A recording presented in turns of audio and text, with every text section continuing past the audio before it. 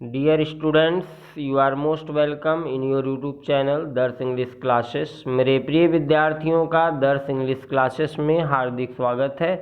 As you can see on your screen, today we are going to discuss about the last lesson written by Alphonse Daudet. आज हम अल्फांसे डाउडेट के द्वारा लिखी गई chapter का second part, जैसा कि आपको हमने इस वीडियो के फर्स्ट पार्ट में पैराग्राफ 1, 2, 3 का डिस्कशन किया था। लाइन बाय लाइन हम लोगों ने पैराग्राफ 1, 2 एंड 3 का अध्ययन किया। अब हम इस वीडियो के सेकेंड पार्ट में पैराग्राफ 4 से अध्ययन स्टार्ट करेंगे। So now let's the start video. But nothing happened. M. Hamel saw me and said very kindly, quickly, little friend, we were beginning without you. मेरे प्रिय विद्यार्थियों, इससे पहले के 3 स्टेंजा में हम लोगों ने देखा जो आपका राइटर है लिटिल फ्रेंच, जो कि काफ़ी लेट हो चुका है अपने विद्यालय पहुंचने में, और उसे ऐसा लगता था कि जो एम हैमेल उसके जो टीचर हैं वो उसे इसके लिए डांटेंगे, फटकारेंगे, लेकिन ऐसा कुछ भी नहीं होता है। और इसके आगे की स्टोरी का डिस्कशन अब हम स्टार्ट करते हैं। बट नथिंग हैपेंड, अर्थात जैसा राइटर ने सोचा था, जैसा उम्मीद किया था, ऐसा कुछ भी नहीं होता है। एम हैमेल सॉ मी, वहाँ पे वो कहता है जो एम हैमेल जो कि उसके टीचर हैं उन्होंने उसे देखा।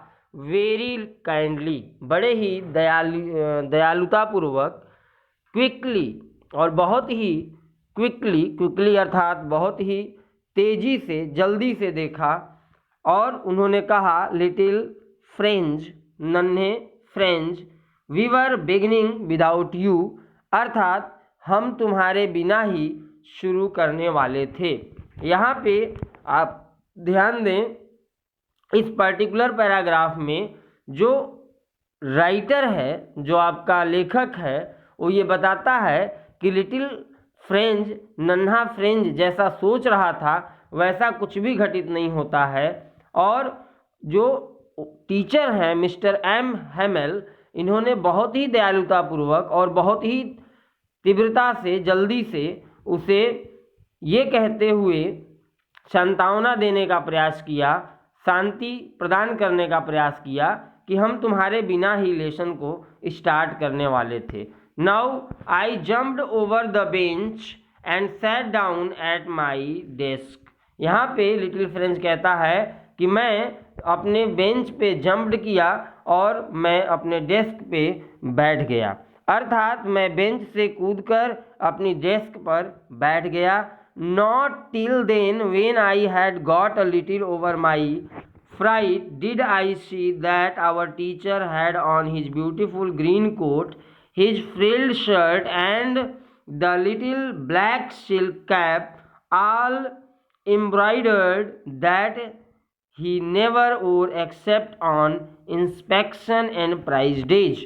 अर्थात इस पर्टिकुलर सेंटेंस में जो लिटिल फ्रेंच है वो ये बताने का प्रयास कर रहा है, When I had got a little over my fright, अर्थात जब इसको अपने भय से थोड़ा सा छुटकारा मिला, जब इसके अंदर भय थोड़ा सा कम दिखा, तो इसने देखा, क्या देखा इसने?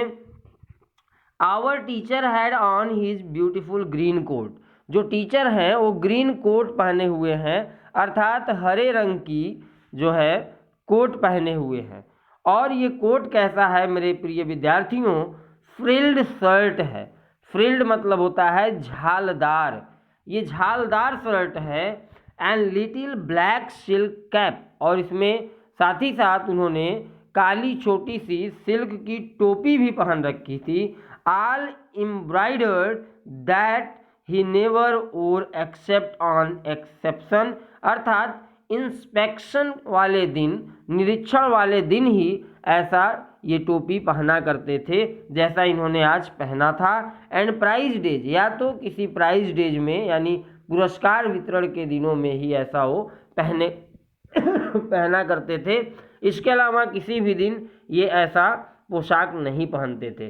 Besides, the whole school seemed so strange and solemn. इसके अलावा जो पूरा विद्यालय था वो बहुत ही विचित्र आभास हो रहा था और बहुत ही सोलेम आभास हो रहा था। अर्थात ये पूरा जो विद्यालय था एकदम विचित्र, और सोलेम का तात्पर्य होता है गंभीर, गंभीर लग रहा था। But the thing that surprised me most was to see on the back benches that were always empty. और जो सबसे बड़ी सरप्राइज करने वाली बात थी वो ये थी कि जो हमारे लास्ट के बैक बेंचेज होते थे, जो कि कभी खाली हुआ करते थे, सदैव उस पर कोई बैठता नहीं था, वहाँ पर द विलेज पीपल सीटिंग, वहाँ पे गांव वाले लोग बैठे हुए थे, क्वाइटली लाइक आवर सेल्वेज, एकदम शांत बैठे थे जैसे हम लोग बैठा करते थे। Old Hauser with his 3 corn hat, the farmer mayor, the farmer postmaster and several others besides. उन लोगों में कुछ लोगों की यहाँ पे पहचान बताई गई है, जिन लोगों को इसने बैक बेंच पर देखा, पीछे जो बेंच खाली रहती थी उन पे जो लोग बैठे हुए थे, उसमें गांव के कुछ लोग थे, जिनमें वे लोग तिकोना टोप पहने हुए एक बूढ़े की बात हो रही है, जैसा कि आपको दिख भी रहा होगा स्क्रीन पे। ओल्ड हाउसर, यहाँ पे आप ध्यान दें, ओल्ड हाउसर अर्थात बूढ़ा एक व्यक्ति है जो कि अपने 3 कॉर्न्ड हैट यानी तिकोने टोपी लगाए हुए है। द फॉर्मर मेयर, भूतपूर्व मेयर भी बैठा हुआ है। साथ ही साथ द फॉर्मर पोस्टमास्टर भी बैठा हुआ है। एंड सेवरल अदर बिसाइड्स, इसके अलावा और भी बहुत सारे लोग बैक बेंच पे बैठे हुए हैं। एवरीबडी लुक्ड सैड, और हर कोई दुखित दिख रहा है। And Hauser had brought an old primer, जो हाउसर है, जो बूढ़ा व्यक्ति है, एक पुरानी सी बाल पोथी लाया हुआ था। प्राइमर का मतलब होता है बाल पोथी, ये पुराना बाल पोथी लाया था। थम्ब्ड एट द एजेज, और साथ ही साथ इसके जो किनारे थे वो अंगूठों से पेज उलटने के कारण गंदे हो रहे थे। And he held it open on his knees, वो अपने घुटनों पर इसे खोल के रखा हुआ था। With his great spectacles lies across the pages, और जो उसमें पेजेस थे, बाल पोथी का जो पन्ना था, उन पन्नों के ऊपर बड़े बड़े स्पेक्टिकल्स लगे हुए थे, अर्थात उसमें बड़ा चश्मा रखा हुआ था ताकि वो उन किताबों को पढ़ सके। नेक्स्ट पैराग्राफ की तरफ बढ़ते हैं, paragraph number 5।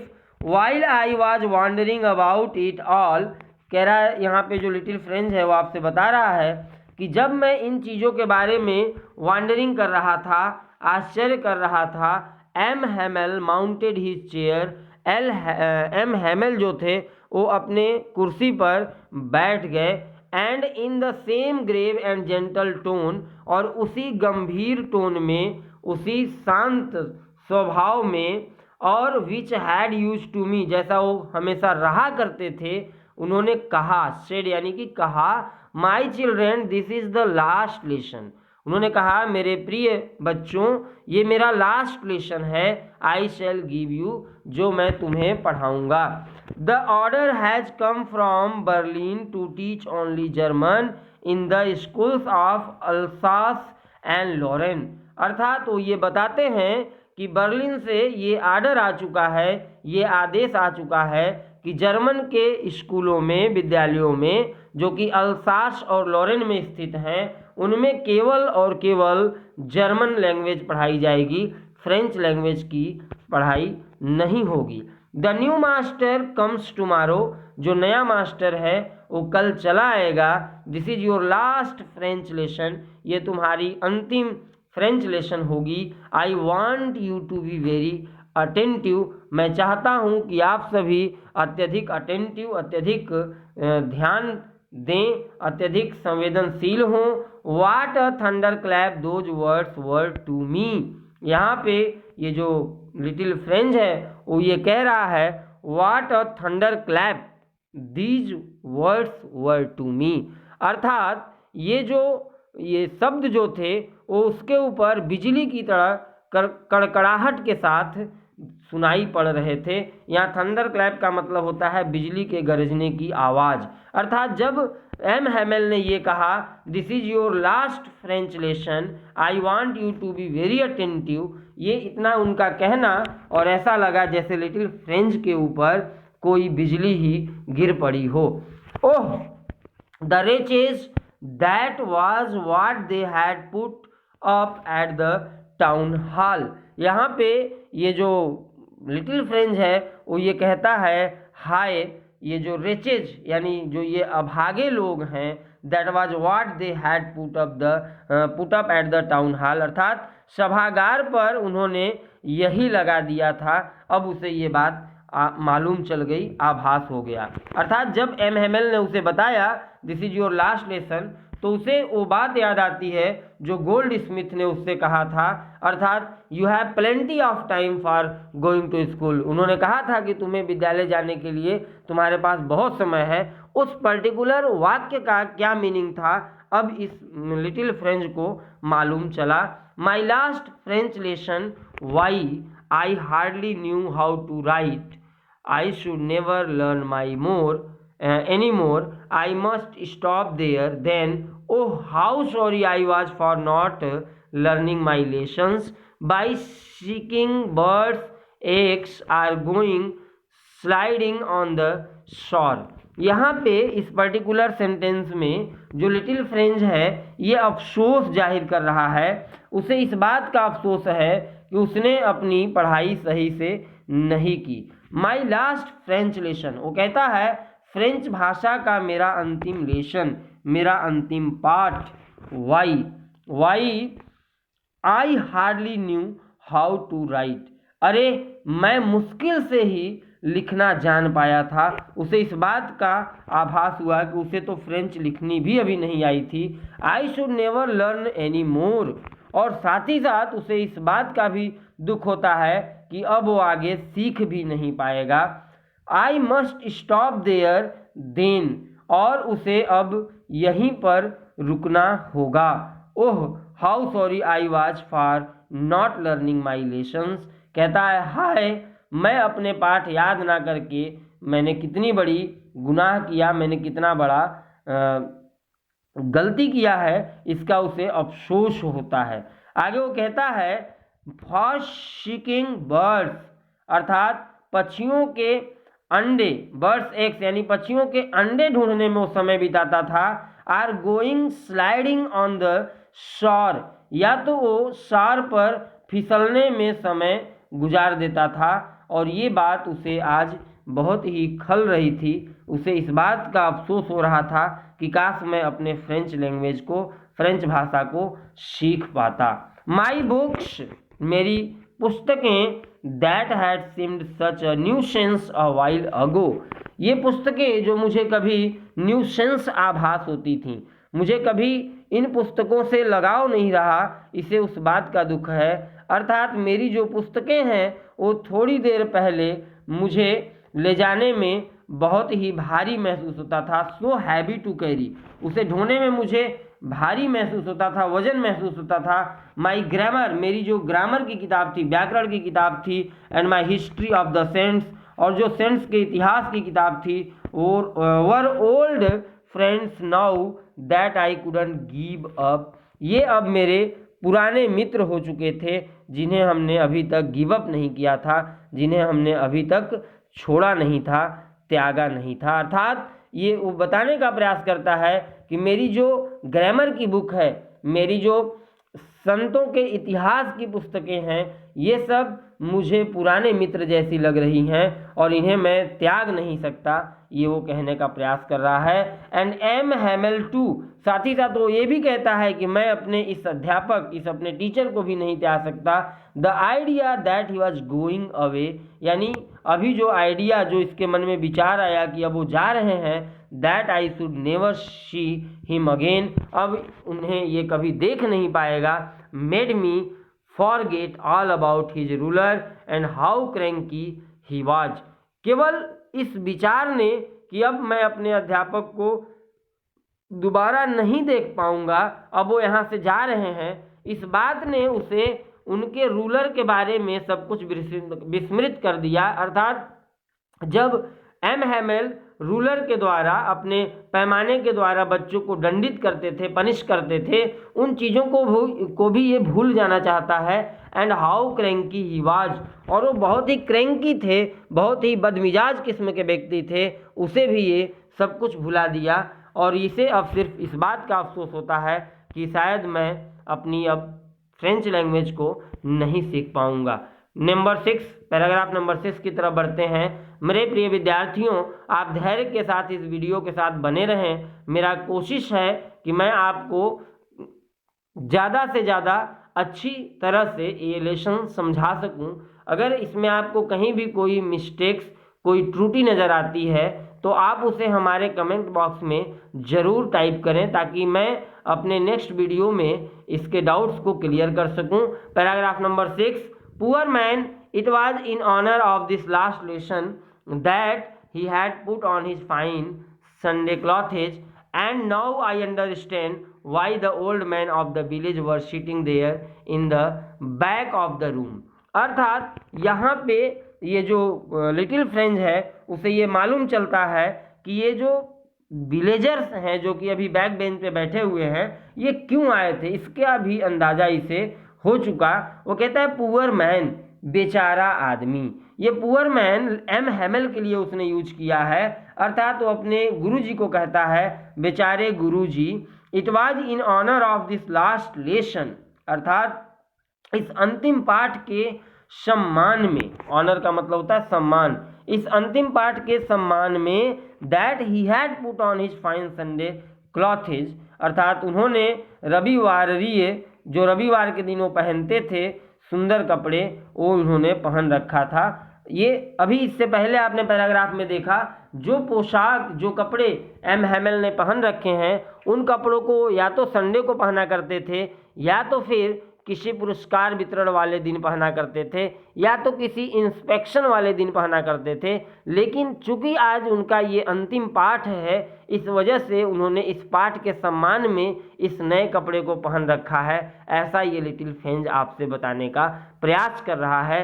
And now I understand, और वो साथ ही साथ ये भी कहता है कि अब मैं ये समझ चुका हूँ, why the old man of the village were sitting there in the back of the room, कि गाँव के जो बूढ़े लोग हैं वो इस क्लासरूम के, इस कमरे के बैक बेंच पे क्यों बैठे हुए थे।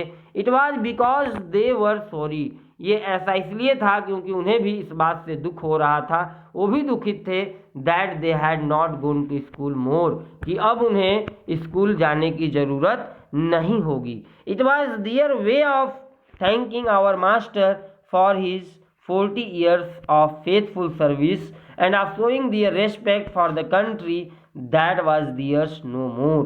और साथ ही साथ इसका एक ये भी तरीका था, इन बूढ़े लोगों के आने का एक कारण ये भी था कि ये थैंकिंग कर रहे थे, ये धन्यवाद दे रहे थे आवर मास्टर, हमारे मास्टर को, for his 40 years of faithful service, ये जो 40 वर्ष तक विश्वास पात्र बने रहे, वफादार बने रहे अपने पूरे सर्विस के दौरान, उसके धन्यवाद देने के लिए भी ये ओल्ड लोग आए हुए थे।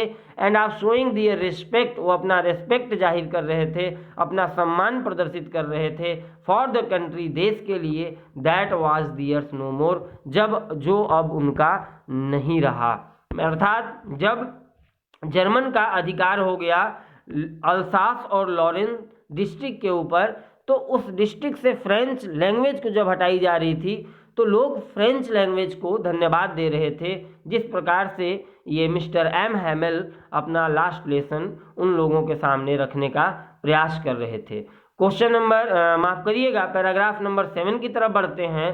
While I was thinking of all this, ये जो लिटिल फ्रेंच है वो ये कह रहा है कि जब मैं इन सब के बारे में सुन रहा था, सोच रहा था, आई हियर्ड माई नेम कॉल, तो मैंने सुना कि मेरे नाम से मुझे बुलाया गया।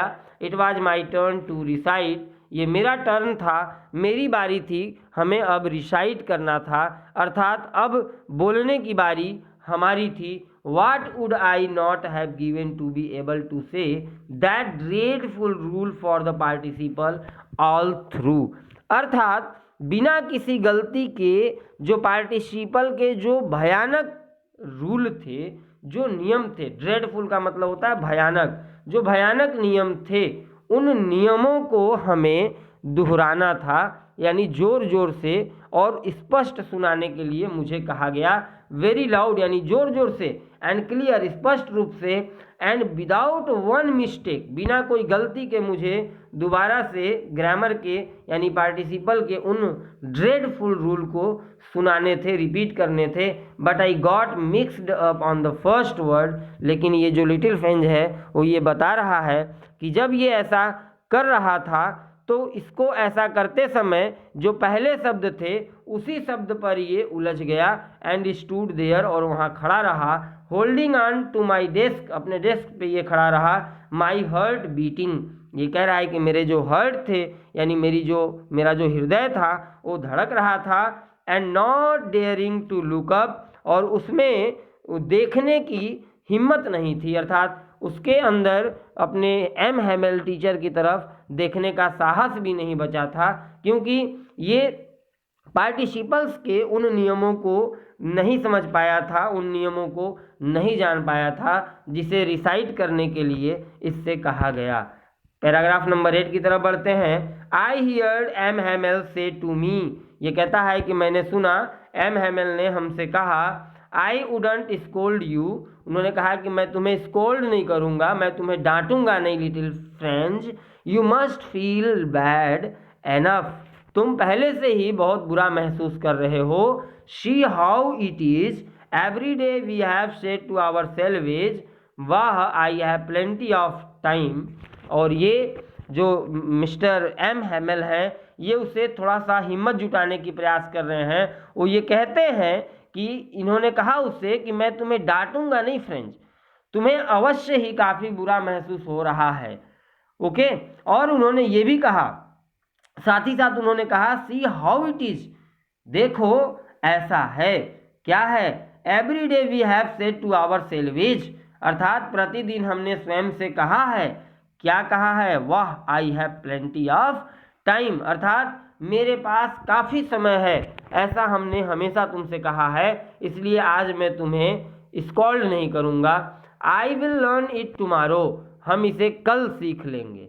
And now you see where we have come out, और तुम आज ये समझ सकते हो, तुम आज ये जान सकते हो कि आज हम कहाँ हैं। अर्थात जब कभी भी ये पढ़ाया करते थे तो बच्चे कहा करते थे कि हमारे पास बहुत समय है, इसे हम कल सीख लेंगे, लेकिन मेरे प्रिय विद्यार्थियों कल कभी आता ही नहीं है, जो होता है वो आज में ही होता है, और कहीं आपके साथ ऐसी घटना ना हो, इसलिए आपको किसी भी कार्य को कल पर नहीं टालना चाहिए। आज आप हर कार्य को जहाँ तक संभव हो आज में करने का प्रयास करें, ये हमारी आपसे रिक्वेस्ट होगी, हमारी ये आपको सलाह होगी। नेक्स्ट सेंटेंस को पढ़ते हैं। That's the great trouble with Alsace, यहाँ पे एम हैमेल कहते हैं कि अल्सास के साथ यही बहुत बड़ी समस्या है।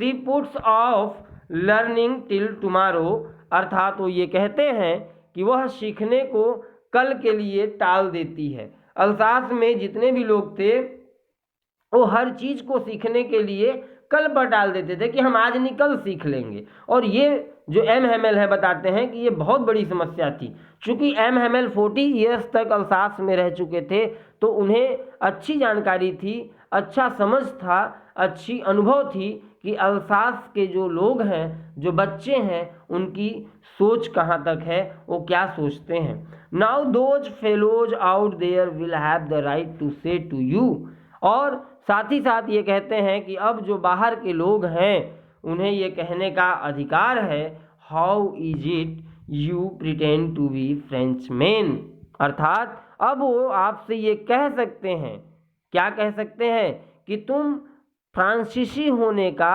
नाटक भी करते हो। बिकॉज यदि आपको फ्रेंच लैंग्वेज की जानकारी नहीं है और आप फ्रेंच बोलना चाहें, आपको इंग्लिश बोलने की जानकारी नहीं है, आप इंग्लिश बोलना चाहें, तो आपको कोई भी कह सकता है कि आप तो बहाने बना रहे हो इंग्लिश बनने का, इंग्लिशमैन बनने का, जब कोई इंग्लिश आपको आती ही नहीं है।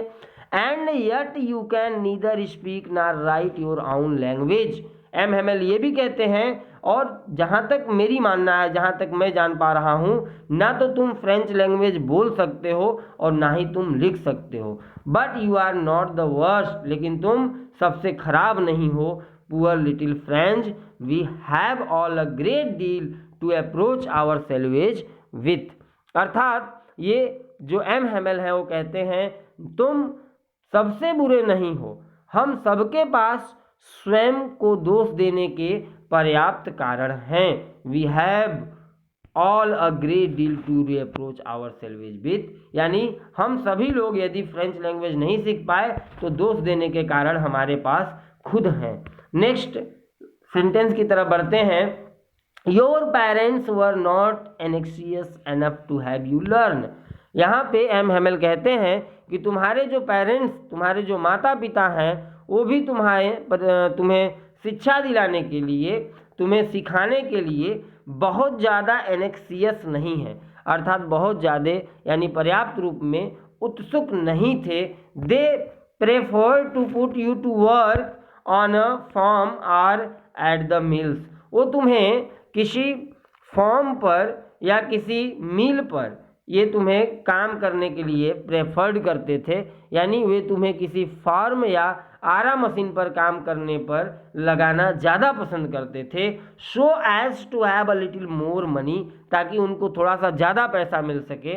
एंड आई और मैं भी, and I have been to blame also, और ये ब्लेम करने के लिए, ये दोष देने के लिए मैं भी दोषी हूँ, आप ऐसा कह सकते हो। Have I not often sent you to water my flowers instead of learning your lessons. अर्थात जब तुम अपने लेसन्स को लर्न कर रहे थे, लर्न किया करते थे, तब मैं अपने फ्लावर्स को वाटर करने के लिए अर्थात सिंचाई करने के लिए तुम्हें भेज दिया करता था। यही कारण है कि जितने तुम्हारे पेरेंट्स तुम्हारे दोषी हैं, उतना दोषी मैं भी हूँ कि तुम आज फ्रेंच लैंग्वेज सही तरीके से बोलना और लिखना नहीं सीख पाए। And when I wanted to go fishing did I not just you a holiday. और जब मैं फिशिंग पर जाया करता था, तब मैं तुम्हारा हॉलीडे कर दिया करता था, तुम्हें छुट्टियां दे दिया करता था। अर्थात तुम्हारे पेरेंट्स और मैं दोनों बराबर के दोषी हैं तुम्हारे कि तुम अपनी लैंग्वेज, अपनी फ्रेंच भाषा नहीं सीख पाए, न तुम बोल पाओगे और ना ही तुम लिख पाओगे। पैराग्राफ नंबर 9 की तरफ बढ़ते हैं। Then from one thing to another M Hamel went on to walk of French language, saying that it was the most beautiful language in the world। इसके बाद जो एम हेमेल है वो एक के बाद दूसरा, दूसरा के बाद तीसरा फ्रेंच लैंग्वेज के बारे में बात करते रहे, और उन्होंने ये बताया कि ये मोस्ट ब्यूटीफुल लैंग्वेज है पूरे वर्ल्ड का, यानी संसार का। द क्लियरेस्ट, सबसे स्पष्ट, द मोस्ट लॉजिकल, सबसे तार्किक, that we must guard it among us and never forget it, because when a people are enslaved, as long as they hold fast to their language, it is as if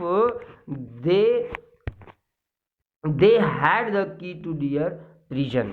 अर्थात यहाँ पे ये जो little French है वो ये बताने का प्रयास करता है कि जो एम हेमेल है वो लगातार ये कहते रहे कि ये जो भाषा है ये संसार की सबसे सुंदर भाषा है, सर्वाधिक स्पष्ट भाषा है, सर्वाधिक तर्क संगत भाषा है, और साथ ही साथ उन्होंने यह भी कहा कि इसमें हमें अपने बीच जो ये लैंग्वेज है, ये जो भाषा है, इसे हमें अपने बीच सुरक्षित रखना होगा। We must guard it. It यहाँ पे फ्रेंच लैंग्वेज के लिए यूज हुआ है।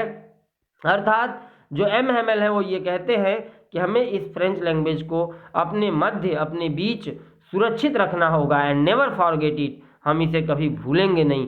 Because when a people are enslaved, क्योंकि जब लोगों को इंस्लेव्ड किया जाता है, अर्थात जब किसी देश के लोगों को गुलाम किया जाता है, उनको गुलामी के जंजीरों में बांधा जाता है, as long as they hold fast to their language, तो उनके लैंग्वेज को भी उतने ही तेजी से जकड़ा जाता है, प्रतिबंधित किया जाता है। It is as if they had key to their prison, अर्थात आप इसे जो आपकी लैंग्वेज है जो फ्रेंच, उसे आप अपने प्रिजन का, अपने जेल का, अपने तहखाने का, अपने कैद का की समझें, अर्थात उसे अपनी चाबी समझें। इसी प्रकार से जिस प्रकार से जेल की चाबी को सुरक्षित रखना चाहिए, वैसे ही आपको अपनी भाषा को भी मजबूती से बांधे रखना चाहिए, ताकि आपका ये जो भाषा है, जो आपकी विचारों का आदान प्रदान करने का जो साधन है, वो कहीं गुम ना हो जाए। Next, then he opened a grammar and read us our lesson. और इसके बाद उन्होंने अपने व्याकरण का एक लेसन खोला और हमें पढ़ाया। I was amazed to see how well I understood it. और यहाँ पे लिटिल फ्रेंच ये बताता है कि मैं बहुत ज़्यादा अमेज्ड था, आश्चर्यचकित था कि जो ग्रामर उस दिन उन्होंने पढ़ाया वो मैं बहुत अच्छी तरीके से समझ पाया। All he said seem too easy, so easy. अर्थात उस दिन जो भी एम हैमेल ने कहा वो बहुत ही आसान आभास हो रहा था, बहुत ही इजीली मैं समझ पा रहा था। Think too that I had never listen so carefully. और उन्हें जब उस दिन उसे इतनी इजीली हर कुछ समझ में आने लगी, तब उसने ये महसूस किया कि शायद उसने इससे पहले भी उनकी बातों को ध्यान से सुना होता। उसे ये भी महसूस हो रहा है कि शायद इससे पहले मैंने कभी भी इतने ध्यान से उनके द्वारा पढ़ाई गई बातों को, बताई गई बातों को ध्यान से समझा नहीं, और ये भी कारण था कि मैं फ्रेंच लैंग्वेज को नहीं समझ पा रहा था। And that he had never explained everything with so much passion. और उसे ये भी लग रहा था कि इससे पहले कभी भी जो कुछ भी उसके अध्यापक ने उन्होंने बताया, हर चीज़ को धैर्यपूर्वक कभी इतना अधिक स्पष्ट नहीं किया था। अर्थात उसे लगता है कि एम हैमेल ने उस दिन जो लेसन ग्रामर का पढ़ाया उसे बहुत ही धैर्यपूर्वक स्पष्ट किया, क्लियर किया, एक एक चीज़ों पे डिस्कशन किया बड़े ही धैर्य के साथ, चूँकि उनका ये लास्ट लेसन था। It seemed almost as if the poor man wanted to give us all he knew. मानो कि जितने भी जानकारी उस बूढ़े व्यक्ति को इस विषय में थी, वो सारी बातों को उस दिन देना चाहता हो। इस तरीके से उस दिन का लेसन एम हैमेल के द्वारा हमें बताई गई, पढ़ाई गई। He knew before going away and to put it all into our heads at one stroke. यहाँ पे जो लिटिल फ्रेंच है वो ये कह रहा है कि जो एम हैमेल थे वो ये चाहते थे कि उनको जितनी भी जानकारियाँ हैं, जो कुछ भी वो इस ग्रामर के बारे में जानते हैं, वो सारी चीज़ों को एक ही स्ट्रोक में, एक ही झटके में सारे लोगों के दिमाग में डाल देना चाहते थे, ऐसा आभास हो रहा था। पैराग्राफ नंबर 10 की तरफ बढ़ते हैं। मेरे प्रिय विद्यार्थियों, आप धैर्य के साथ बने रहें। इस लेसन को लास्ट तक हम समझेंगे, line by line, word by word. After the grammar we had a lesson in writing. यहाँ पे लिटिल फ्रेंच कहता है कि ग्रामर पढ़ाने के बाद राइटिंग में एक लेसन हम लोगों ने देखा। That day M Hamel had new copies for us. उस दिन एम हैमेल के पास हम लोगों के लिए नई कॉपीज थी, written in a beautiful round hand, France Alsace, France Alsace. उस कॉपी में बहुत ही सुंदर सुंदर राउंड हैंड में, राउंड हैंड का मतलब होता है सुंदर वक्राकार शैली में, हस्तलेख में उस कॉपीज में लिखा हुआ था फ्रांस अल्सास, फ्रांस अल्सास ऐसा लिखा हुआ था। They looked like little flags floating everywhere. और ये शब्द ऐसे लग रहे थे मानो कोई छोटे फ्लैग्स हों, झंडे हों, जो हर जगह फ्लोटिंग कर रहे थे, हर जगह उड़ रहे थे। इन द स्कूल रूम, अर्थात विद्यालय के कमरे में। Hung from the rod at the top of our desk. हमारे डेस्क के टॉप पे एक रॉड, एक छड़ के द्वारा हैंग कर दिए गए थे, लटका दिए गए थे। You are to have seen how everyone set to work and how quite it was. You are to have seen, आप सीन कर सकते थे, अर्थात आप ये देख सकते थे कि किस प्रकार से लोग अपने काम में जुट गए थे और सब कुछ एकदम शांत था। The only sound was the scratching of the pen over the papers. केवल एक आवाज़ आ रही थी, वो आवाज़ थी पन्नों के ऊपर कलम के स्क्रेच होने की, अर्थात चलने की। One some beetles flew in, but nobody paid any attention to them. Once अर्थात एक बार तो ऐसा भी हुआ कि कुछ बीटल्स अर्थात कुछ भृंग जो कि भौरा जिसे आप हिंदी में जानते हैं, ये उड़ करके अंदर आ गए. But nobody paid any attention to them, लेकिन किसी भी व्यक्ति का ध्यान उन भौरों के ऊपर नहीं गया. Not even the littlest ones who worked right on the tracing their fish hooks. और साथ ही साथ वो ये भी बताने का प्रयास करता है, लिटिल फ्रेंच आपसे ये भी बताने का प्रयास कर रहा है कि जो सबसे छोटा बच्चा था उसका भी ध्यान नहीं गया, जो कि क्या कर रहा था, ट्रेसिंग दियर फिश हुक, अपने मछली फंसाने के हुक का वो चित्र बना रहा था. और चित्र बनाने में इतना मशगूल था कि वो भी ये नहीं जान पाता है कि कमरे में भौरे आते हैं और भुनभुनाते हुए चले जाते हैं. As if that was French too. अर्थात यहाँ पे जो कवि है वो ये बताने का जो लिटिल फ्रेंच है वो ये बताता है कि वो जो लड़का था मानो वो लड़का भी फ्रांसीसी हो ऐसा लग रहा था. अर्थात जो भौरे की आवाज़ थी वो भौरे की आवाज़ भी से फ्रांसीसी भाषा समझ में आ रही थी लोगों को, ये वो कहना चाहता था. On the roof the pigeons cooked very low, यानी रूफ पे यानी छत पे जो कोयल थी, माफ़ करिएगा जो पिजन्स थे, जो कबूतर थे, वो भी बहुत धीमी धीमी बहुत ही हल्की आवाज़ में गुटुरगु कर रहे थे. And I thought to my self, और ये कह रहा है कि मेरे मन में ऐसा विचार आया या मैंने सोचा, will they make them sing in German even the pigeons, क्या वे इन्हें भी जर्मन भाषा में गाने के लिए मजबूर करेंगे. किनको, इवन द पिजन्स, कबूतरों को. इसने ये सोचा कि चूंकि अल्सास और लॉरेन में फ्रेंच लैंग्वेज पे बैन की गई थी, वहाँ पे फ्रेंच लैंग्वेज को बंद कर दिया गया था, इसके मन में ये विचार आता है कि क्या इन पिजन्स को भी जर्मन लैंग्वेज सिखाई जाएगी या इन पिजन्स का अपना लैंग्वेज होगा. इस बात से उसे आश्चर्य होता है. पैराग्राफ नंबर 11 की तरफ बढ़ते हैं मेरे प्रिय विद्यार्थियों. Whenever I looked up from my writing, I saw M. Hamel sitting motionless in their chair and gazing first at one thing then another, as if he wanted to fix in his mind just how everything looked in that little school room. यहाँ पे जो little French है वो ये बताता है, Whenever I looked up my writing, जब कभी भी अपने राइटिंग्स को छोड़ करके ये कहीं देखता था तो कह रहा I saw M. Hamel sitting motionless, तो ये देखता था कि जो एम हेमेल हैं वो बहुत ही मोशनलेस अर्थात गति विहीन होकर के एकदम स्थिर होकर के अपने चेयर पर बैठे हुए हैं. And gazing first at one thing, एक वस्तु को देखते हैं, देन एट अनदर, फिर दूसरी वस्तु को देखते हैं, फिर तीसरी वस्तु को देखते हैं. अर्थात as if he wanted to fix in his mind just how everything looked in that little school room. मानो वो ये चाहते हों कि हर कुछ अपने माइंड में सेट कर लें कि जो चीज़ें थीं वो स्कूल रूम में कैसी दिखती थीं, कौन सी चीज़ें कहाँ पे रहती थीं, इन सब को अपने माइंड में सेट करना चाहते हों, फिक्स करना चाहते हों. ऐसी निगाहों से वो चीज़ों को देख रहे थे. Fancy for 40 years he had been there in the same place. Very important thing, जैसा कि अभी इससे पहले वाले पैराग्राफ में आपने देखा कि इनकी जो सर्विस थी वो 40 ईयर्स की सर्विस थी, यानी 40 वर्ष तक ये वहाँ पर थे लगातार. और 40 वर्ष एक बहुत बड़ा समय होता है मेरे प्रिय विद्यार्थियों. फैंसी, जरा सोचो, फॉर 40 ईयर्स, 40 वर्ष, he had been there in the same place, वो उस जगह पर उसी स्थान पर थे. विद लुक्ड इन दैट, माफ़ करिएगा, विद हिज गार्डन आउटसाइड, और जहाँ वो थे उसके बाहर एक गार्डन थी, एक बागीचा था.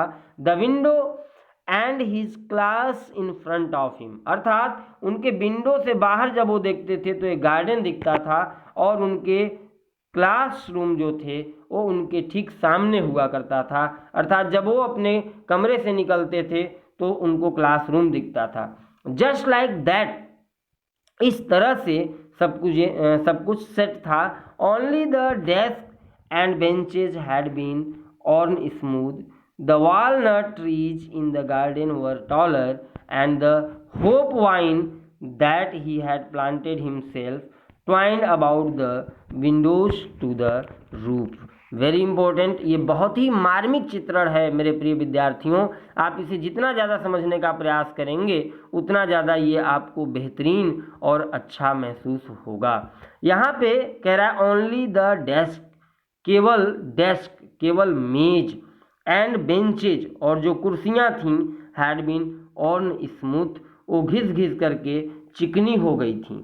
और साथ ही साथ द वॉलनट ट्री, अर्थात जो अखरोट के पेड़ थे, इन द गार्डन, बागीचे में, वर टालर, वे अपेक्षाकृत लंबे हो गए थे। एंड द होप वाइन, और जो होप वाइन था, ये एक प्रकार का बेल होता है, लता होता है, जो आप ऐसे समझ सकते हैं, यदि आप लौकी का वृक्ष जानते हो, यदि आप सेम का वृक्ष जानते हो, जस्ट लाइक दैट, ऐसी चीज़ों को होप वाइन कहा जाता है, लता कहा जाता है, बेल कहा जाता है। ही हैड प्लांटेड हिमसेल्फ, तो जो होप वाइन था जिसको उन्होंने खुद ही लगाया था, ये जो होप वाइन था वो खिड़की से लिपटते हुए छत तक पहुंच चुका था। कह रहा है twine about the windows to the roof, यानी खिड़की से लिपटते लिपटते ये छत तक पहुंच चुका था। मेरे प्रिय विद्यार्थियों, यहाँ पे लिटिल फ्रेंच ये बताने का प्रयास कर रहा है कि 40 ईयर्स में किन किन चीज़ों में परिवर्तन हुआ था।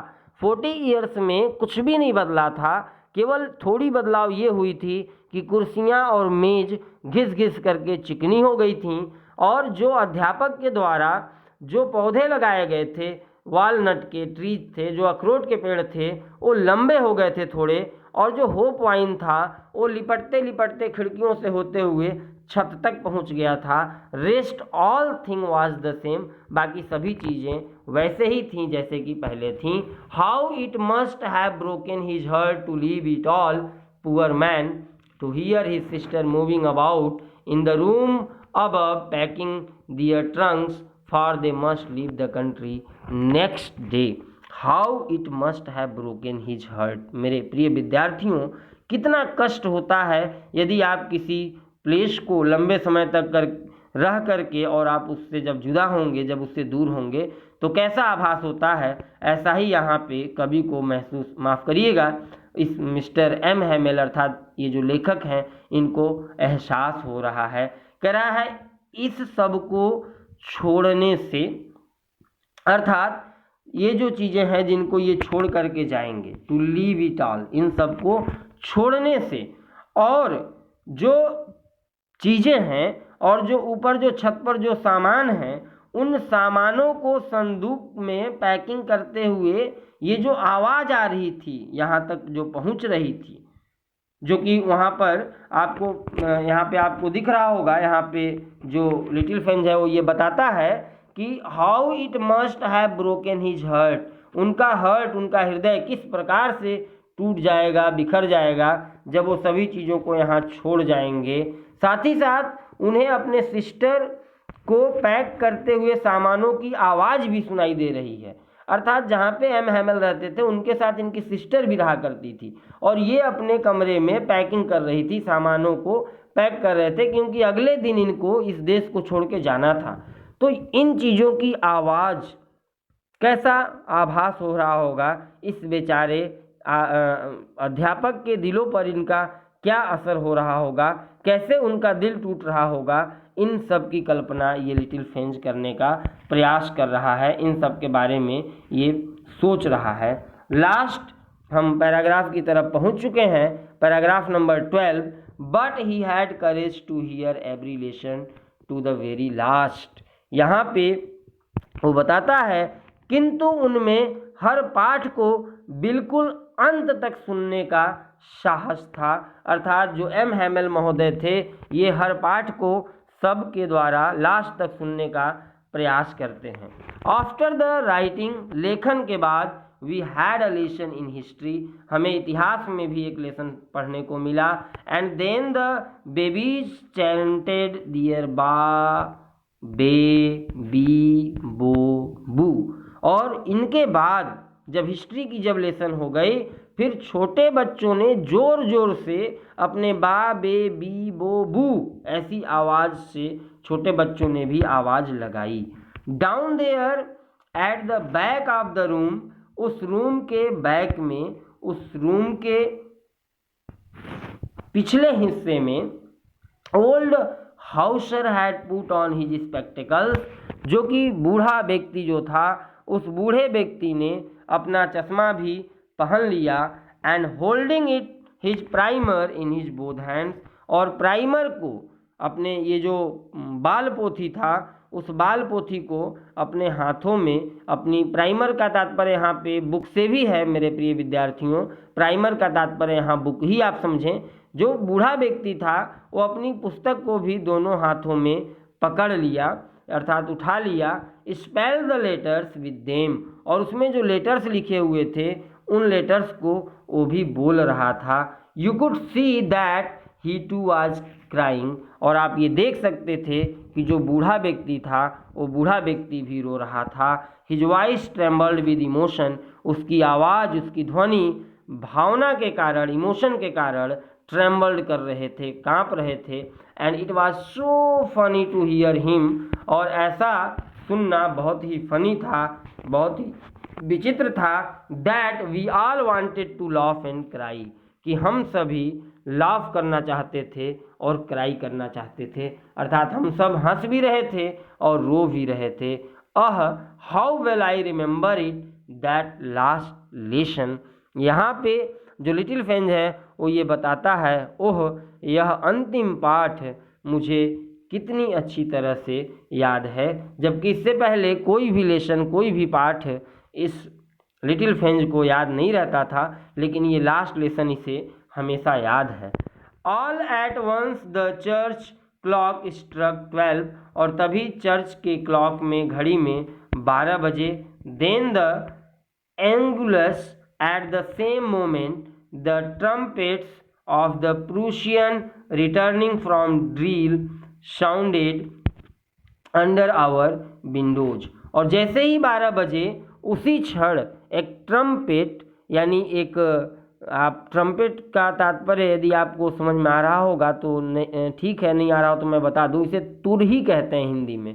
तो तुरहियाँ की आवाज़ आने लगी, और जो तुरहियाँ थीं वो इस बात का संकेत दे रही थीं कि जो प्रूशियन सोल्जर्स थे वो रिटर्निंग कर रहे थे, लौट रहे थे अपने ड्रिलिंग के बाद। यानी जो अभी इससे पहले आपने देखा था, पैराग्राफ में बताया गया था कि आरा मशीन के जो ठीक पीछे जो ओपन फील्ड था, उस ओपन फील्ड में ये सोल्जर्स ड्रिलिंग कर रहे थे, अभ्यास कर रहे थे। और जैसे ही 12 बजे चर्च के घंटी में ये सभी लोग वहाँ से वापस आ रहे हैं, और ट्रम्पेट की आवाज़ भी सुनाई दे रही है विंडो से होती हुई। M Hamel stood up, M Hamel खड़े हो गए।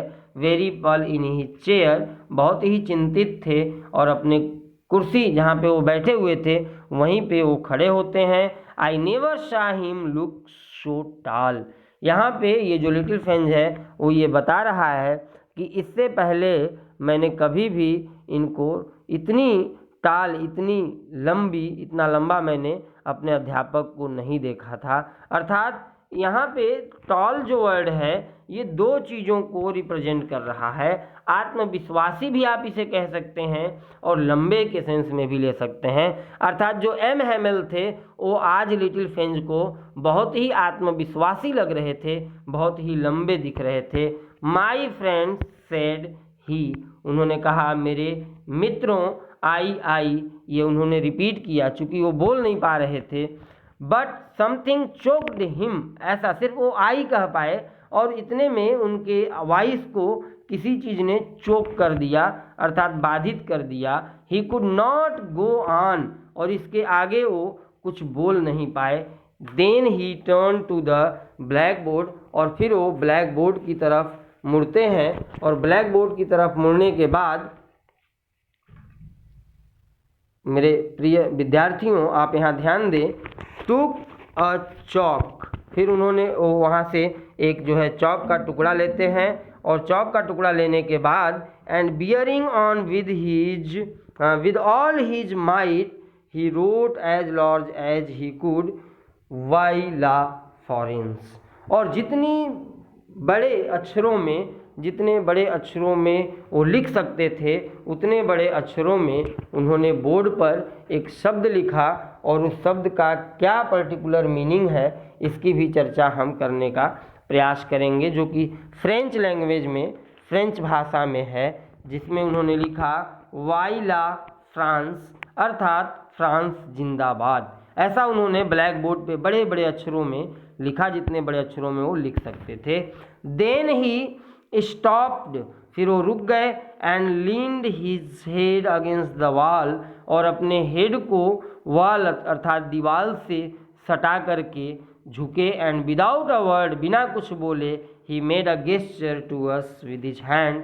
एक गेस्चर, एक प्रकार का एक आप ये कह सकते हैं कि उन्होंने एक भी शब्द नहीं बोला और सिर्फ एक ऐसा इम्प्रेशन, एक ऐसी इशारा किया। क्या इशारा किया? School is dismissed, you may go, अर्थात स्कूल की छुट्टी हो गई है और आप जा सकते हैं। मेरे प्रिय विद्यार्थियों, यदि ये वीडियो आपको अच्छी लगी हो तो आप इसे लाइक और सब्सक्राइब करना ना भूलें। Thank you for watching my video. Thank you so much.